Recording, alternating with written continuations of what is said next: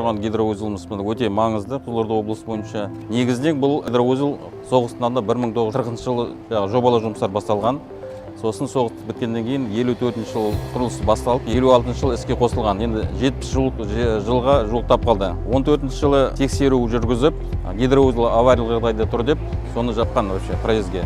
Қазір 10 жылдан бері жабылып тұрған.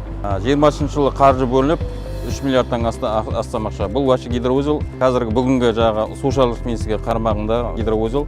Сол министрліктен қаржы бөлініп, қазір негізінен жұмыстар бітті. Министрліктің ұстанымы бұны қазір көпірлерің бар, мынаны көлік жүруге тыйым сал. Бірақ облыс әкімі халық қиналып жатқан, енді Таскөйеттің үстінде 30 мың үстінде халық бар. Әрі-бері жүретінде бар, халыққа өте қолайсыз дачалар бар. Сол себепті облыс әкімі барып министрліктің басшылығымен келісіп, осы гидроузелді ашып, енді ашып шектеу болады. Енді ескі болғансын, жүк машина жүрмейді мүлдем. Бұл жеңіл машиналар, қоғамдық көлік, жедел жәрдем көліктер жүретін болады.